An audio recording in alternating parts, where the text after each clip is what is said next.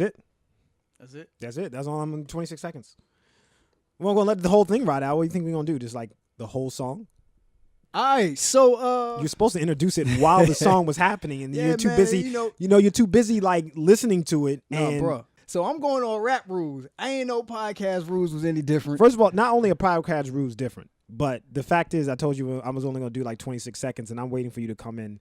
And you never didn't say that. No, I did too. I said that right before we started. Damn, this is not how we want to start the podcast right now. We've gone over a minute, and like literally nothing has been said about the actual podcast. All right, y'all. Thank you for tuning in. This is Eat the Pods, episode 3. It is June 26th. If you're anything like me, dates do not resonate. They all run together. So just some things that are going on. We had the murder of XXX Tentacion's last week, and Jimmy Wapo, rest in peace of those two. We also had gruesome stabbing, gang killing of Guzman Jr. Feliz in the Bronx, I believe. On a more light note, rest in peace to him too. Give them condolences. On a lighter note, we had the what are they calling that lady that we were talking about earlier? Patty. I think they've dubbed her Permit Patty. Permit Patty. Yeah. Yes, Permit Patty. That's going on this week as well. Interesting in hip hop music. We've had the last release of the Kanye 7-song wave that's been going on with Tiana Taylor's release, which I happen to love. So that album dropped. I haven't heard that. Is it good? Yeah, I like it. I love it, actually. But then again, I love all of those. And I've been seeing in the comments a lot of flack. And I think people giving Ye's whole camp the hard way to go. You're either with him or not right now. Well, I think because I happen to there's been like, 3 albums that have come out from his camp that have the 7... 5. Oh, 5? Yeah, it was Pusha kicked it off. Then Ye and Cudi, then Nas, and now Tiana Taylor. Okay. Yeah, and I happen to like all of them. Crazy part, out of all of those, I liked maybe Ye's the least. Why would that be crazy? I mean, he's never been known as like a lyricist, so and he's doing beats. He's doing beats for projects. I'm sure he's not like he's doing it to match everybody else's wave. So hip hop is lyrics and beats. Then the beats are good on the other people's projects, and they've got lyrics or whatnot or wave. And then Ye doesn't. He's not going to have like the lyrics to to compensate for whatever else. So I think that would be pretty. That's about right. Yeah, I mean, because if Timbaland released an album right now and he did songs for like everybody. He did beats for everybody in his camp, and then he released an album on his own with his own like raps. It's probably been like, this didn't like hit as much, unless he's got somebody writing for him. I don't know if he does or not. Yeah. No, I know Ye does. I don't know Timbaland. I think Timbaland does too. A lot of those beat guys have people who are writing for them, but maybe they're having a harder time finding their own voice. I think that's the problem too. When you have people write for you, it's hard to find your voice for a track. Right, I agree. I don't know, man. It's just. And that's funny that you say that, because with all this spectacle with him speaking freely and for whatever that means, right. To then need writers for your album, for your art, which you were kind of saying that was what speaking freely was, your art. So you would think that you'd be able to. But then again, I don't know. Producing 5 projects, maybe there's a lot on the plate. But he's been using writers. Yeah, he's been using writers. I think he's just able to use writers. I don't know. I think I think a lot of people would be able to write for him. That probably wouldn't be a concern of his, because we all know Ye's personality, what he might say. Right. But are they writing for him in his voice, or are they writing for him in their voice, like what they want him? Think he would say. Right, exactly, as opposed to him bringing. I don't know. That's interesting, man. I guess we won't find that out, though. No. I wonder if there's like a whole bunch of like Ye tracks with him speaking his own voice, where he just recorded whatever he felt and then was like, well, this isn't, whether it's just did it for fun or he didn't think it was good enough, and then that just got pushed to the side. And I mean, stuff that we'll never hear, which would be, I think that would be a very interesting track, just to say, here's how I feel, here's how I rap, this is what I feel on the track, just, Right.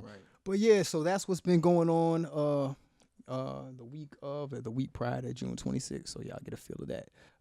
So Eat the Pods, this is our podcast. This is episode 3. You might not know, if you're just tuning in, what this podcast is about. And what it is about not the podcast space in general, the podcast space relative to hip hop is, I feel like, developing. Would you say that's safe? I would say that's safe. Yeah, it seems to be a lot more of them out, and there's no guide to it, and you really don't. You don't know what you're getting into. So we're gonna eat the pods for you. Gotta do that out of passion anyway, and we're gonna give our take on them. Current pods, we want to get around to where it's weekly, but so that's what's going on. So been doing weekly though for the last 3 weeks. So. Yeah, we've been doing it weekly. Yeah. Well, between 1 and 2 was a month, so we kind of had to scrap. Well, I scrapped it. Well, I didn't scrap it. It still saved a lot of the material, but I don't think we discussed half of it because that last episode was fairly short. Not really. It was over an hour. It's an hour and 2 minutes. Well, I think that's not short. It's not even a part of what I had. Yeah, but you just have too much content. Yeah, so there's no like. I mean, you don't have no 5-6 hour podcasts. I can't even sit here for 5 or 6 hours. I don't have that type of patience. I can barely sit through Joe Budden's podcast. In fact, sometimes I got to skip. Brilliant Idiots, when Charlamagne has to like walk out of the room to take a phone call or make a phone call or something like that. I was like, where is he going? Like, this couldn't I was like, this couldn't have waited till like after the episode was over. I guess it was really, really important. Well, that was interesting because I don't think I've ever really seen that on podcasts before where somebody just like has to go, like they can't stay for the whole thing. And it wasn't edited out or anything like that. It just kept in, which I mean, it's real life. I think when you're talking to somebody, every day I gotta get up, I gotta go use the bathroom, or I gotta do something like that. I can deal with that. Also, too, you need your phone is never charged. It's never charged. It's ridiculous. I'm always ripping and running. You got to charge in the car. My car charger's broken. But they got short, so it's I'm just stuck. So while you were at 5 and below, you could have just got. You know what? I'm not even gonna I wish I hadn't said that because now we just gave somebody like product placement. While you were at a store that sells chargers for $5 and under. 5 and under, yes. Yeah. You could have picked up another car charger. So that's something to keep in mind the next time you're out tomorrow. Just pick it up. Yeah, we'll do this. We're in the development stage. So right. All right. So the pods we digested this week for you all, so you all don't die. The pods he digested for you all, because there was one that I just completely refused, and I'll get to that later. But go ahead and mention the podcast. So we had Brilliant Idiots. Mm-hmm. I don't know what episode it was, but it was Blue Chew. I don't know what number they've been going for a while now. Joe Budden's was that episode. I can look it up. I'm sitting here and I'm like, I don't know. And like, I can just look it up. Yeah, keep going while you're doing that. Joe Budden's. We also did Whoreable Decisions. No, I did not do Whoreable Decisions. I did Whoreable Decisions. Hove's Greens was the name of Joe Hove's Greens. Greens. We did Whoreable Decisions. I also got into a new one for me, which was I actually got to that one through Whoreable Decisions. Yeah. And it was called Shit, I'm 30. Yes, that's what it's called. Shit, I'm 30. And then there was another one that you wanted to do that you also heard about from Whoreable Decisions, but you couldn't get to it, couldn't find it. But I wanted that notice. I'm guessing you didn't do Easily Offended. I did not do Easily Offended. I don't think I'll click back on Easily Offended except for to check its temperature. Because it's not something that I prefer to listen to. And I will say that there's a bias with me a little bit. I'm trying to get outside of it. So if you can go inside the comments and point us in the right direction on some podcasts that you all would like to see our takes on. And I will continue to try to explore some that I don't know about. Step out of your comfort zone. Because you go from like Whoreable Decisions, and then they reference something, and then it's another one that's based off of something you found on Whoreable Decisions, and then like you love Whoreable Decisions. We get it. Like step out of that zone. I do like Whoreable Decisions, but they do have guests. So it's the ones with the guests, and their guests also most of the time seem to be podcasters. Yeah, but their guests that are podcasters are doing the same type of podcast that they're doing. Not really. So that takes us into a great segue, with Whoreable Decisions episode this week, and they had Mouse Jones, who is what do you call him when you're not a DJ? You're a VJ? I know he's a podcast personality, and I believe he works for... He just does podcasting. He does podcasting. He's a podcaster. Yeah. Podcaster. There you go. I believe he does more. I think we're selling him short, but that's okay. I mean, like in what retrospect? I don't know, man. I just remember when he was up there, they were mentioning like several projects. I'm sure everybody's doing like 6 or 7 different things. Right. You know, he was there. He does podcasts. So I mean, you know, I'm sure he's also like, you know, I'm a husband, I'm a father. I've got, I mean, got my hand in this music or got hand in this. The bottom line is he was on the podcast. He has a podcast, so we can go from there. All right, my shit's back on. So, Whoreable Decisions. Oh, you need that for notes. Oh, okay. Yeah, well, interesting. Yeah, I write my notes up there. So, Mouse didn't seem to be swaying in their, not there, but specifically, what's the old girl's name? Mandi's, she wasn't really rocking with what the shit he had to say, with his perspective on some things. She was noticeably agitated, and when they were talking about, well, before you get into that, start with what Whoreable Decisions is, what the podcast is, and what they do on their podcast, so that everyone knows. Whoreable Decisions is a podcast with 2 self-proclaimed whores. Although in my description of it is whores get paid, and I don't know that they don't get paid, but they never mention that. But anyway, there's 2 self-proclaimed whores. That's prostitution. Yeah, but isn't that whores? I thought whores is get paid, and sluts is just a derogatory term for somebody who's just really promiscuous. I don't know. I'll look it up in Google. I assume prostitution was when you got paid. I don't know if I think that might be a synonym for what whore is a synonym for prostitution is the correct for prostitute is the correct term for someone who gets paid for sex. A prostitute. Yes, but there would be also a whore, I believe. Yeah, a whore is just a well, the first one is a prostitute. Second one is a person considered sexually promiscuous. So they're probably using the second term. Of the 2. But yeah, so basically the podcast is 2 self-proclaimed whores that are normalizing sexual kinks in the podcast, and every week they do, in my opinion, they do a very good job of bringing on certain guests with different kinks, with different lifestyles, with coming from different walks, but all walking the same in the fact that they are free-spirited, or at least open to that type of conversation. Now, this week it seemed like they had Mouse Jones up there, who he's been on a few. It's a really close-knit community of podcasters that, well, I won't say close-knit all across the board, but with the group that I've seen and been listening to, they all are like 6 degrees of separation. Well, they're probably all in the same area.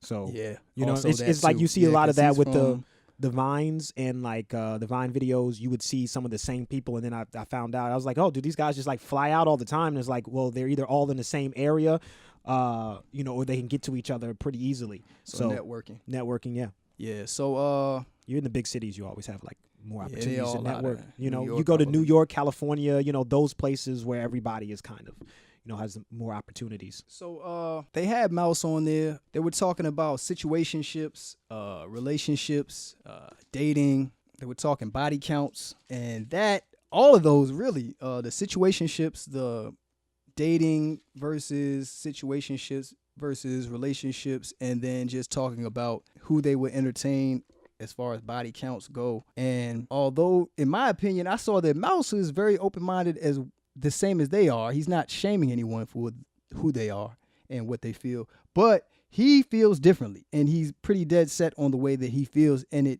I guess to them, it may seem like he walks a little bit more. It seems like it would be the same stances that people who are judgmental would take. I don't know why she would be so frustrated, but she was visibly frustrated, which doesn't happen a lot. Maybe it's because the people that are up there aren't really opposing. Right. You find a lot of people with the same similar viewpoints as you, and then you meet someone who has a different viewpoint, and you're not used to it. So it, you know, and I think it, like you said, I think it has a lot to do with the fact that, you know, all these people have these, you know, they have the similar viewpoints, and then, you know, you get this guy up there who takes a stance that she's probably heard a lot from a lot of different people.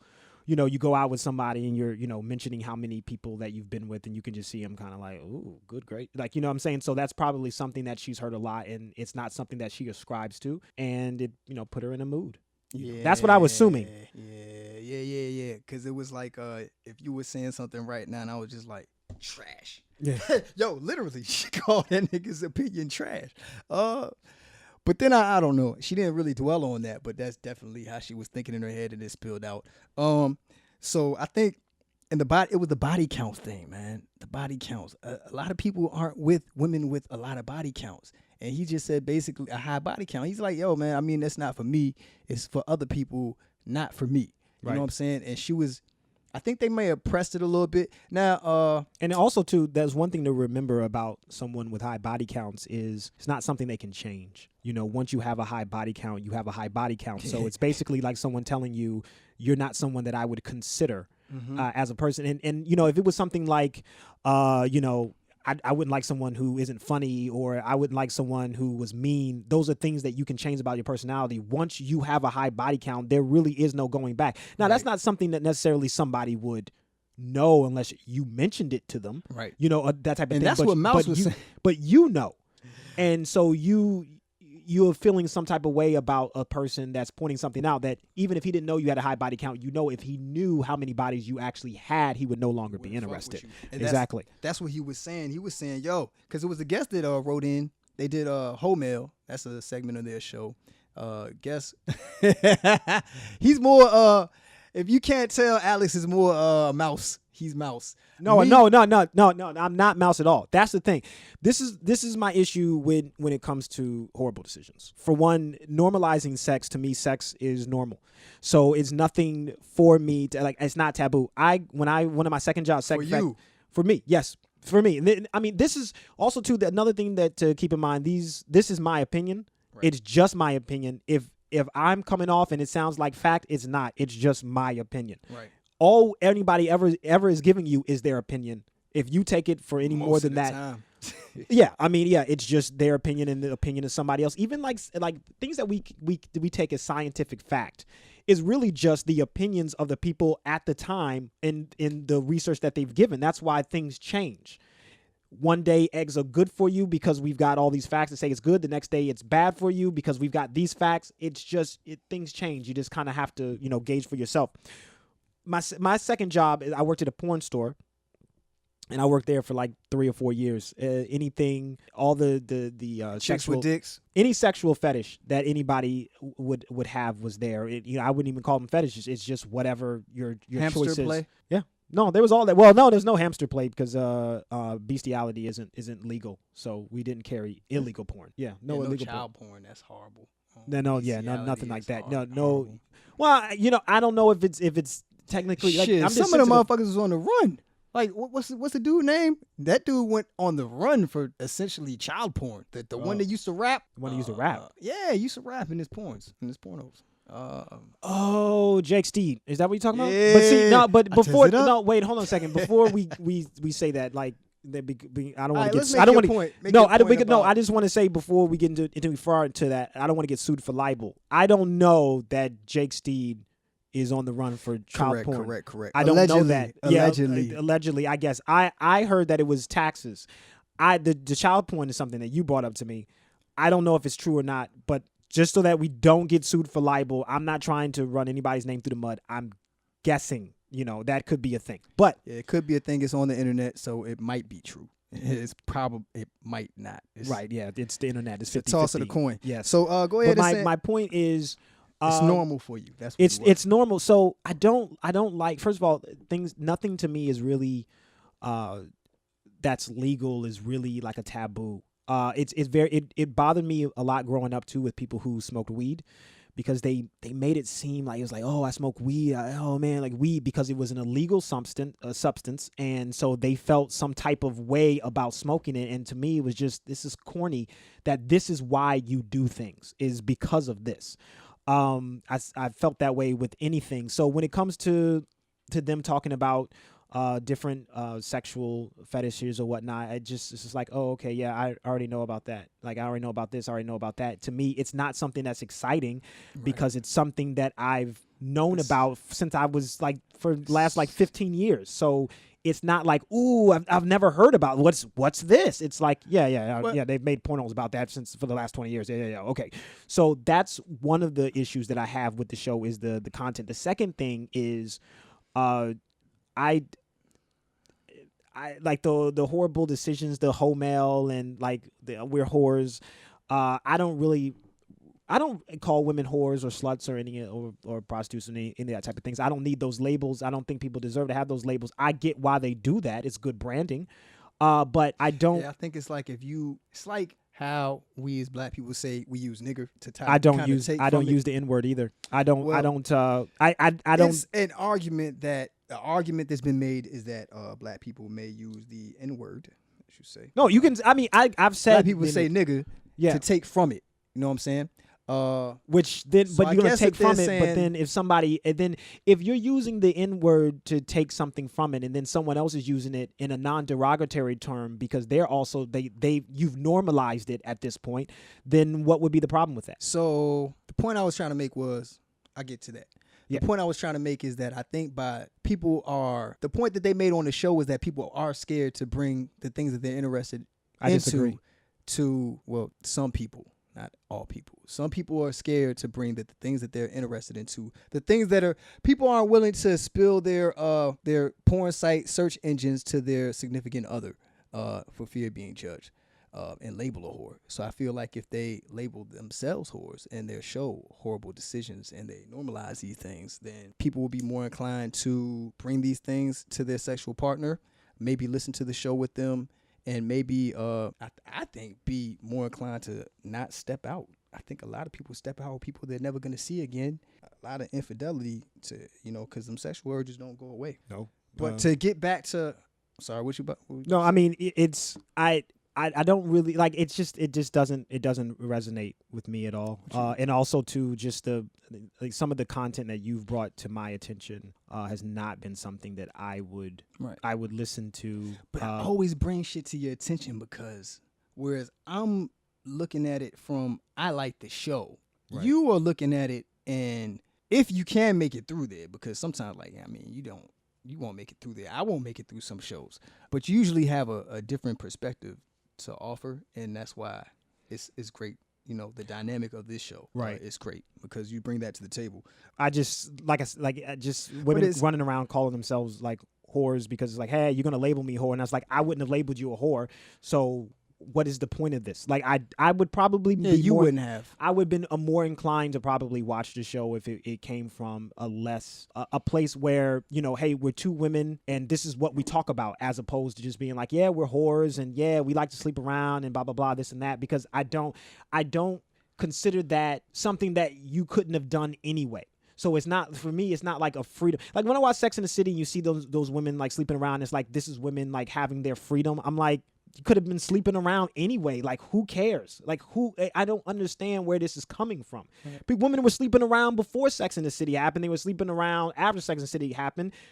People don't even know like what you do or who you are unless you reveal that part of yourself to them. And I guess the whole people don't like to feel. Not saying they would be, but people don't like to feel as though they are hiding themselves. I think they don't like to, and it may be necessary, it may not be, but I just feel like people don't want to be hiding themselves. And I can understand that. I could understand that people like I should be comfortable telling people how many sexual partners that I've had. Right. I just wouldn't care about it. So hearing you make a big deal about it, like, hey, I'm a whore because I'm out here sleeping around, is just annoying to me. This conversation, and I'm also annoyed. Right here. I'm always annoyed. That should be also a thing. I'm always annoyed. Pretty angry and annoyed. No, I'm not angry. I'm annoyed at literally everything. So that's what Mouse was saying, is that what you're saying, and that I guess that is why you all would be different, because you're saying, hey, however many sexual partners you have, you should have.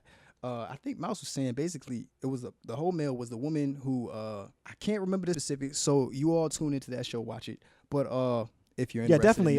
Interested in this thing, it's absolutely. Good, or if you're not, honestly, even if you're not into something, at least check it out once, just to see, maybe even twice or 3 times or 4 times until you get an idea of what it is. I will definitely check out Whoreable Decisions at some point. It annoys me, but I feel like it's worth at least checking into. You should never write off anything. In my opinion, you shouldn't. You should be, open-minded to whatever is out there. If you're interested, if you're not, because you always should try different new things, and it's not going to hurt you to watch a few episodes, even if you're not engaged with the content. You never know. You never know what you might find. So definitely check it out. Mouse was saying basically he told the broad to lie. He said, "Yo, if you're telling the truth and niggas is out, you need to lie, fucking lie." You have to. You should have seen old girl face drop. She was like, "It's fucking trash," which I don't believe you should lie, but He's saying lie for the results. If you have to lie to be with someone, that's bad because you're always gonna know. You're always gonna know though. Like you know that if you know someone is not gonna be with you if they knew the truth about yourself, how are you going to be able to get up every day and face this person? Like it's going to like be killing you inside. In my opinion, it would. But he also stole from a single mom. So I mean, but that's another thing with people's opinions. It's just one guy's opinion. It is. Do you need everyone to validate your existence as a quote unquote whore? I don't understand. Like, this guy isn't messing with it, but there's tons of different other people who would. That would. But also, shit, where the fuck was I going with that? Language. What language? Your language. Oh. You were gonna cut down on the F-bombs and everything. That's a Long Island in me, man. It's, and a little bit of everywhere. I'm a foul mouth, man. Let me clean it up. I mean, this is something you said you want to do. I don't care whether you curse it. I'm glad you pointed that out. Yes. I am going to use my vocabulary words. Yes, that's not me saying I have a problem. Again, I don't have a problem with curse words. I don't have a problem with women with high body counts or any of this stuff. But if you're saying that's something you want to work on, then I wanted to point it out. So, yeah, I think we spent too much time on that podcast. That was generally what it was, is that they had a guest that seemed to be very strong-minded, and it wasn't necessarily the way that typically their guests and the conversation goes on their show. Not even all of them. It's just Mandi. What you call it? The other one, Weezy. She was just listening and, right, kind of just like the same way it always is. Either way, whether she agrees or not, she'll listen and kind of understand it. But and it was just a switch of dialogue for that show. I wonder though why she felt so strongly about it. I wonder did she seem to have some connection to him? Because if you have a body count and this nigga's saying without fucking even thinking, I just cursed again. Yeah, well, you've done it a lot. Okay, yeah. So without even thinking, he's just like, yeah, nah. You know what I'm saying?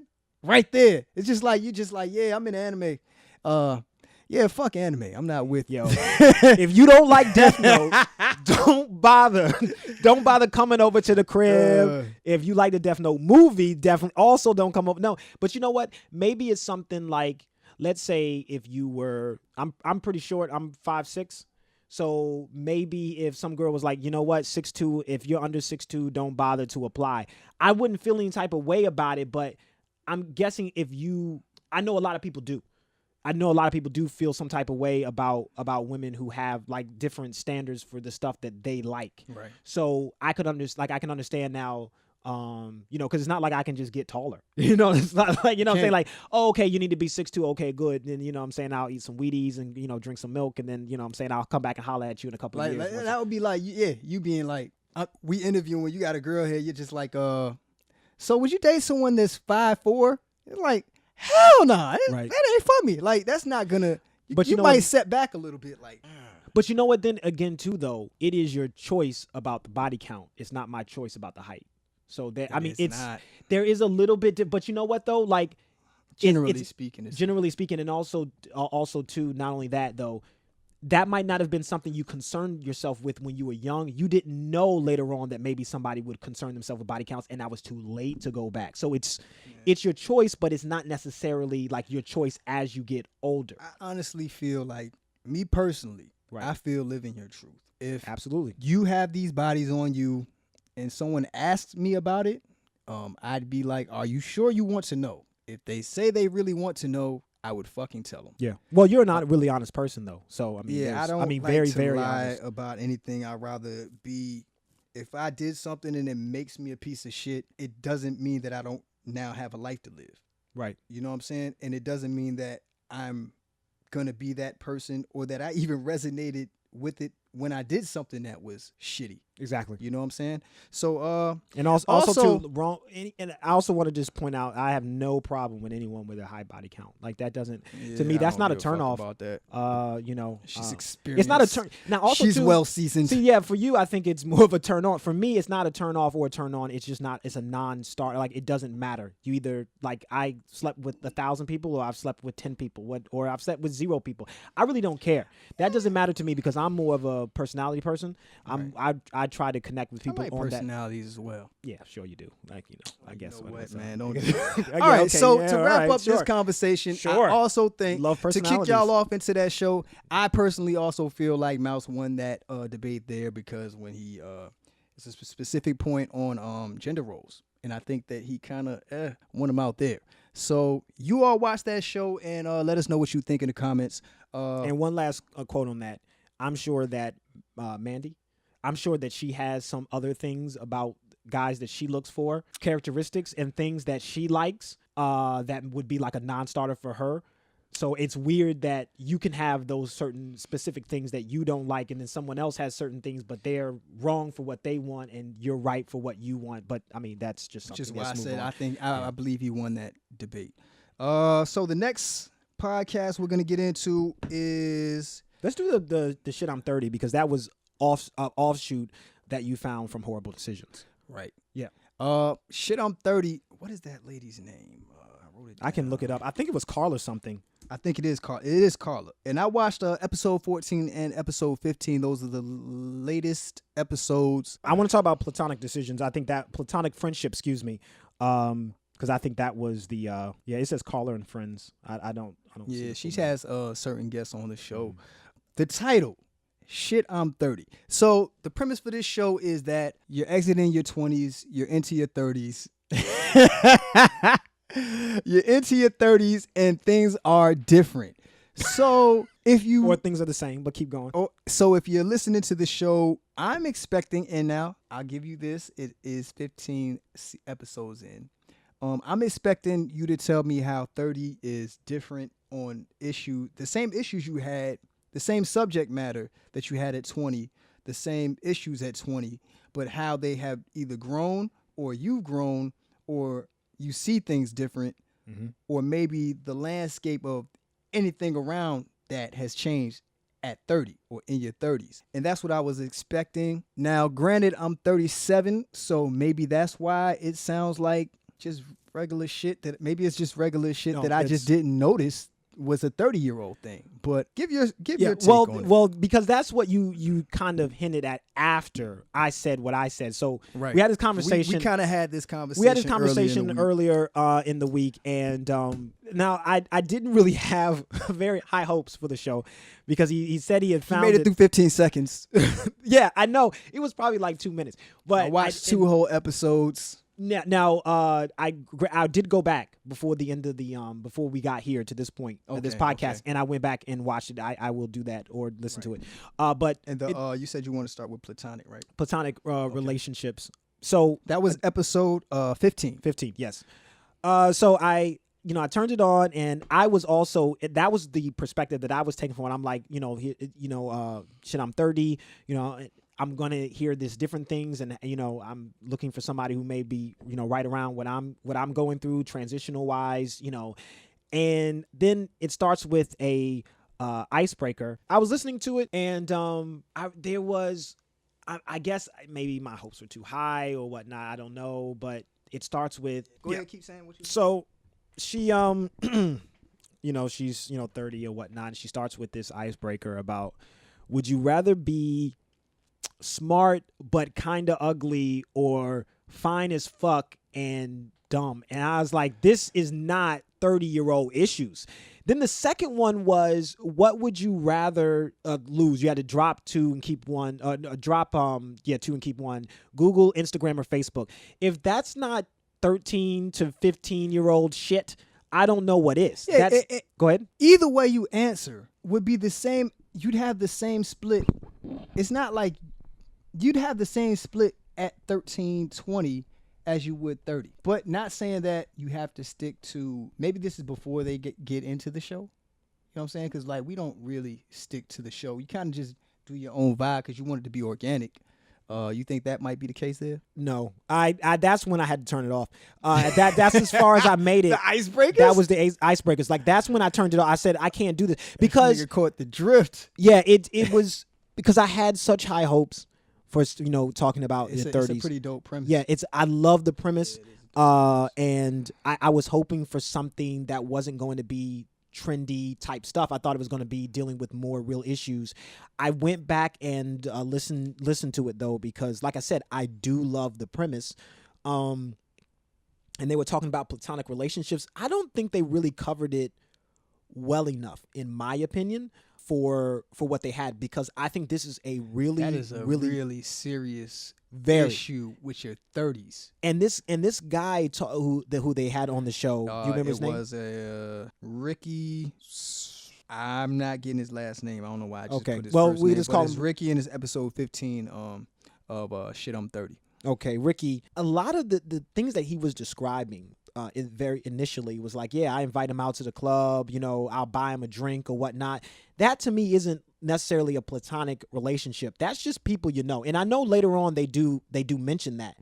For me, platonic, it's funny because I think it was Carla who said that she would keep Instagram over Google and Facebook, and then she uses Google to look up what platonic relationship is, which she wouldn't have. You can't. She wasn't gonna use Instagram unless you use a hashtag. Hashtag what is platonic relationship? Hashtag platonic relationships, and then just basically base it off of pictures of Instagram, exactly, videos. So yeah, I thought that was kind of ironic.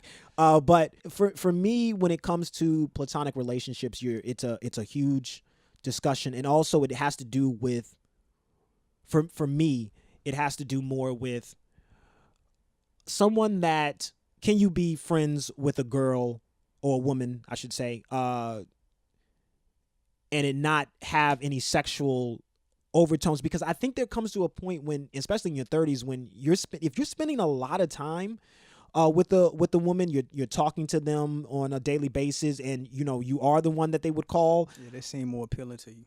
Right. There has to be a reason for that. Like, why are you doing this otherwise? Like, I'm not saying that necessarily means that you want to be with them, but I definitely think, especially as you get older and you're looking for more, it definitely means a lot more. And I think what ends up happening, one thing that they didn't discuss is what happens when you're putting your energy into this person, a lot of your energy, and they're taking that energy and putting it into someone else. That happens a lot. That's to me is where that happens a lot. Yeah, that's where I feel like you really need to describe what a platonic relationship is.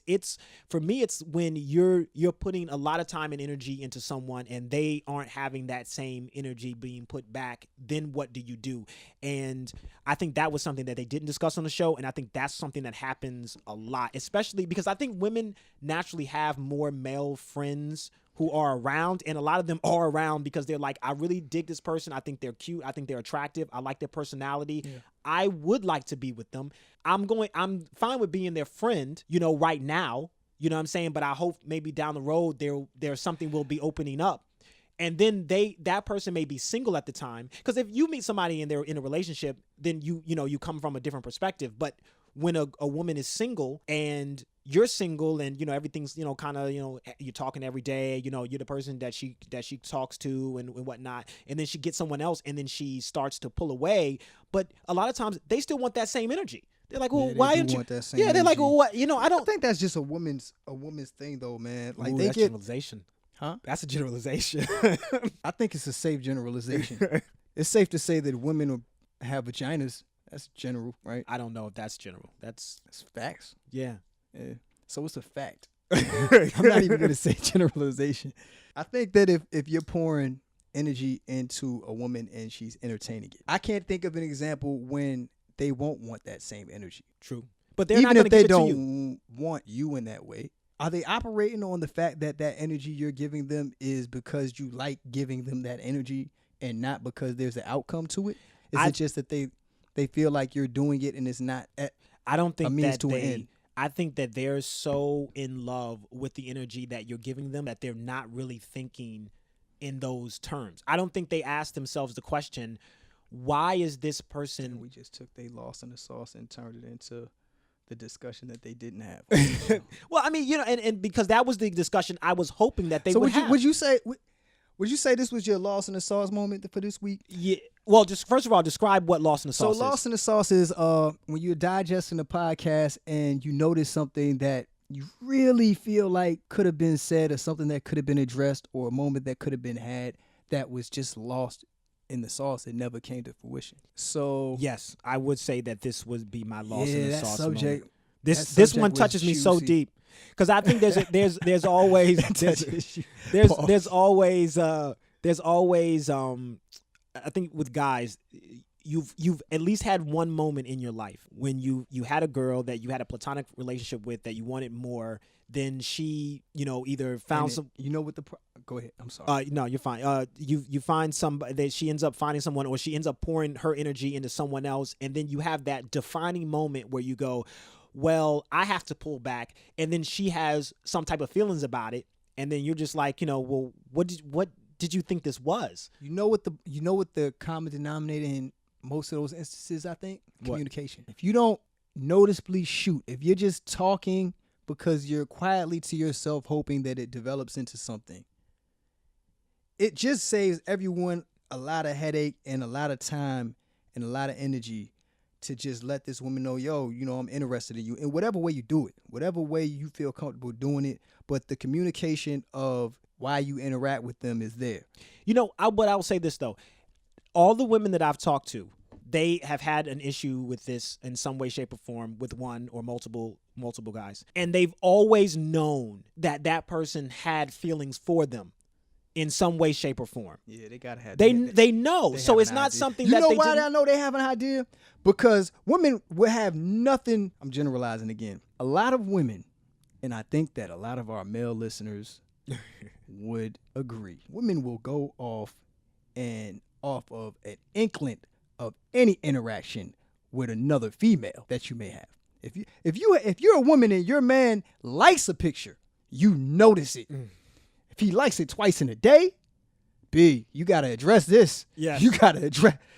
So you with her now? So I'm supposed to believe that you're oblivious to the fact that this man might be interested because, you know what I'm saying? No, and I agree with that. And I feel like it's a disingenuous response to pretend that, I had no idea that he wanted something more or whatnot. And I don't think it's a But sinister. You can't call him on it. If you don't speak and you don't shoot, you can't call him on it. Yeah, but you know what? You don't. For me, you don't have to because you put forth this energy. I've never been mad at a woman. I think You've wasted time. No, you haven't wasted time because you still have the value of what you've gotten during that period of time.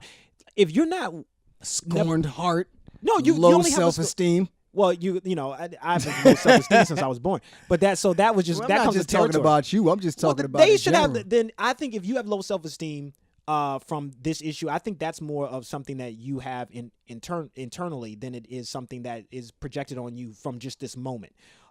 Because I've never been mad at a woman where I wanted something more from them and they didn't want more. I haven't been like, you get mad. I keep cutting you off. Sorry about that. No, keep going. But you get mad when you then pull back your energy and then they then act out in some kind of way. That is frustrating as hell. No, let me tell you what bothers me. What bothers me is when you pull back and then they pretend to be interested. That bothers me. Yeah. Because because what just to get the energy me. back. Exactly. That's to me. Yeah, I remember you was telling me. That bothers me. Also, I should point out, I think this has happened twice in all my years of existence. It's not like this happens every time that I've ever interacted with a woman. But it's happened. It's happened recently. Yeah, it has happened recently, and that's what bothers me is when all of a sudden you pull back and then it's like, I love you. I miss you so much and blah, blah. And it's like, no, you don't. You just want that same energy that I was giving you before and I don't give it to you now. And then this is what comes up. And I feel like that is such a bad thing to do to a person. It's very manipulative. Yes. If you're believing that, because, all right, if you're talking to someone who's giving you this energy, a lot of energy, it have to be noteworthy energy because you're keeping it going, which means it's not a common thing that you come across. You see the value in it. And this person, not saying that this person is right, but they haven't brought it to you, what they want with you. But I did bring it. I brought it up. Well, yeah, you did. I'm just saying. Yeah, but no, yeah, I hear what you're saying. This person didn't bring it to you. Yes. And so you have to know this. Right. You know what I'm saying?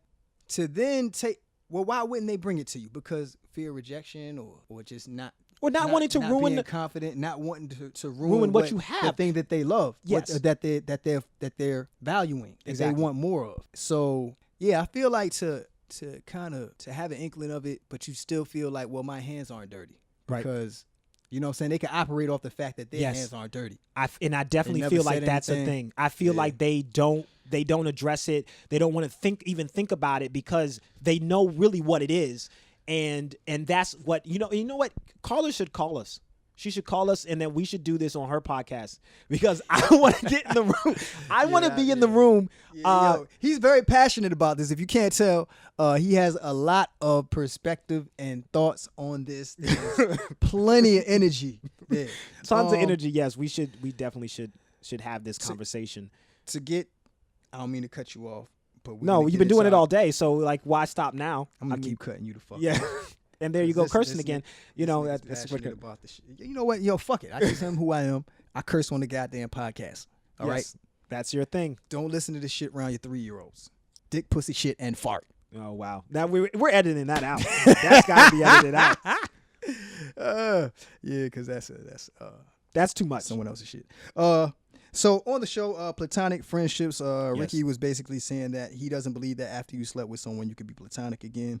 Me personally, I disagree with that. Me personally, if I shoot and you're like, nah, I'm over it. I'm gonna continue living. So if I've slept with you, and also I will sleep with a woman under a variety of pretenses. It could be not every pretense. Every pretense, but go ahead. I'm just saying every single that one. All of them don't call for the fact that whatever you had prior to that won't be afterwards. Also, too, I think it's important to that I definitely feel like you can be platonic friends. Sometimes I feel like it's the pent up sexual energy that makes it bad. Like after you slept with someone, it's like, all right, well, I've experienced this. Yeah, you know what I'm saying. So it's I think at least in my opinion, I feel like you definitely could be platonic friends with someone after that fact. I'm not saying that sex is the driving means by like, oh, if this girl would just give me some, then I would be fine. But I'm saying that I do think that that's something that can be done. I could be platonic friends also with a woman that I don't find attractive, and also I could be, but if you don't see, this is my thing. I feel like if you don't find them attractive, but if you don't find them attractive, like, are you just talking about like physically? Yeah, physically. Oh, just physically. Not personality. Okay. Personality-wise, will even if that person you don't find attractive, if you know this person and for some reason you decide to continue a friendship and develop a friendship with them, that same thing that's going to have you continue a friendship with that person is going to make it more, not, I don't want to say likely, but yeah, likely, right? To see them in that way, they would become more attractive. And physical attractiveness, even if it's not to the point that you want to sleep with them, but they become more you might to you. But physical attractiveness is a matter of perspective. I have known that there have been some women that I've thought were very, very attractive, and then they had their personalities and they weren't as attractive to me anymore. And then there have been people who I looked at and was like, and then after I've gotten to know them, they've become more attractive. So that's the thing. Also, but also too, I want to point out earlier. Can ugly ass women be sexy? What? Can ugly people? I don't be think sexy? there's any ugly women. So there's some ugly bitches out there. No. There's some ugly human beings out there. Oh, that's wrong. That's wrong. Physically. No, physically. I don't. Who is ugly? What are ugly is? Don't look at me like that. Don't look at me like that. Man, no. Listen, see, now you're always trying to make me out to be the dickhead. Like there's not ugly people out there. So you're gonna tell me ugly and human being don't ever exist in the same realm? I don't, because I don't consider people ugly. I don't. All right. So when have you ever heard me call anyone ugly? Basically, I will say this: unattractive people. Unattractive to who? People that you find. Have you ever found someone unattractive? Yes, but I don't think they're ugly. Have you ever found someone unattractive and then that person been sexy? It's funny as fuck. Yeah. No. I think it's sex appeal. It's something about the way that they carry themselves, right, or they talk, or their personality. And when I say ugly, I'm talking about just like physically. I'm not talking about like who they are. Yeah, I mean, because I don't know. I mean, when sometimes that shit just, they exude that shit, just sexual energy. Right. I don't know. I mean, I'm not trying to, like I said, I'm not trying to come off as, some PC person. Holier than thou. Yeah, I'm not trying to do that. You don't call women ugly. I don't call women ugly. That's just not my thing. But when it comes to, I mean, there have been women that I haven't been interested in, and that's what I guess you would consider unattractive. Where I've been like, no, that's not really. You talking about? I'm ugly to some motherfuckers. No, I'm sure there's a lot of people who find me ugly. Yeah. No, and I'm, I'm saying that's just a part of it. But for me personally, I don't see it in that sense. But that's just me. But also too, the thing to point out is, when we were discussing earlier, and you were talking about how if you shoot your shot at someone and then they're not into it, that you can be friends with them. I think it also matters how many options you have, because you're going to be able to go out and go and find somebody else, and you have. So if you have those options available to you, some people don't. Some people, there's one person that they're fixated on because, and it's not that they haven't tried other people, they just can't get anyone else interested in them. So for them, this person represents something more, as opposed to someone who may have 15 or 20 different options, where it's like, well, I ain't get her, so what? I can talk to this other girl and we can go hang out. That's a horrible thing to be fixated on a person for, is lack of another option. It's a horrible thing to still be stuck. And also, I think, I'm not saying it's just for lack of a better option, but I'm saying when that plays a part. That plays a part, because it's like, I like this person, they're attractive, I love their personality, and I don't have any other options available to me. So I think the bond gets even stronger between you and that person. But that doesn't mean that it wouldn't exist otherwise if they did have other options, because I think even guys who go out with lots of women all of the time still get to a point where they're like, but man, if I could just get with this one, I'll leave all these girls alone. But it's good to have those as opposed to not having them, because then you just be in your room crying somewhere singing Boys to Men out of an open window. And here's where you could avoid that also. And that is, I think when you shoot your shot matters. If you shoot your shot earlier on, it's always better than later, because you have less time to be invested, and you're seeing things for what they are and whether or not they're feeling the same way back towards you. Right. Reciprocal? Reciprocated, yeah. Yeah. So the sooner the better, because other than that, you're dwelling in your own mind, and it's a realm of possibility. True. And it's easier to sell yourself on something that you have no reason to believe that it can't be. And I think the longer, the more that you get in, the harder it is to detach yourself at that point where you go, if you show up to someone that you may meet in the library and they're like, nah, and then you're just kind of like done, and then that's it or whatnot. But you get a year or a year and a half in and you're like, hey, I think we could be more than friends. And they're like, no. It's not just easy just to go, all right, cool, let me shake your hand or whatnot. And I also think it's important to point out that because you are friends with someone and you want more, you may not have wanted more though when you started. You may have just talked to them, and then as you've gotten to know them, then started to want more later.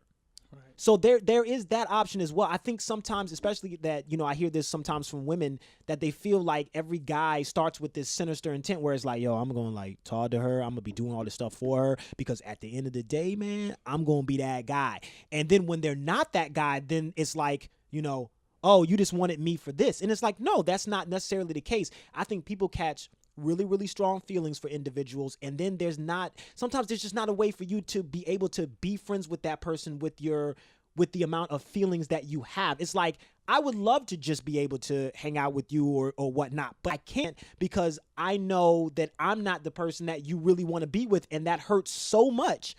Right. I can't be around you in this manner, and I feel like that never gets enough credit. It's always like, well, you just want to have sex with me. That's what that is. It's like, what do you? I think that's a fucking cop out, man. It is a very like, why were you talking to me if you feel like I'm the kind of person that just wants to have sex with you? Right. So you would just be entertaining this from a person that you really feel that's their personality, that they just want to have, that they're gonna do all of this just to have sex. I don't subscribe to that bullshit. I don't either. I feel like, I don't know, man. And also, I don't want to sit there on the phone with someone that doesn't. I want to be on the same page with whoever I'm talking to. Me Absolutely. Personally. And I feel like when you're 30, you'd want to be on the same page with that person. And really the only way you could do that is have communication. I agree. And they say communication is key. They mean that shit. What do you do though if you're in a situation where you've told someone that you're not interested in having a relationship with them? This is more from a woman's perspective. They're not interested in having a relationship with someone, but you realize that they're still putting in the same amount of energy into you because they still think that's an option. And I've seen that happen before. And I'm like, what do you do then? Because you love the energy you're getting, but you know where the place that it's coming from. And even though you've told this person that's not it, what do you do then? And I've seen women who have been really conflicted about what to do at that point, because it's like, I really don't want to cut this person off because I love what they're giving to me. But at the same time, I know they're going to end up hurt because they're not the one for me. And at some point, I'm going to find someone else, and then this person is going to be devastated.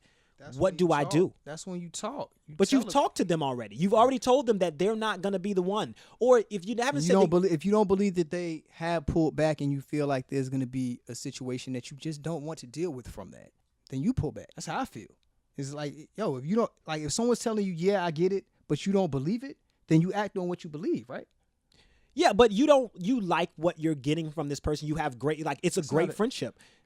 So you're going to I'm going to tell them, listen, I know we had this conversation, and I know that you say you kind of get it, but I think that it'd probably be cool to, like, pull back a little bit. Yeah, so but if it seems like I'm pulling back a little bit, it's just to make sure. Yeah, but then at that point, you're probably going to lose that person forever, because that person, once you start pulling back from that person in any way, shape, or form, then at that point, and I've seen this happen with people before, where you normally see them.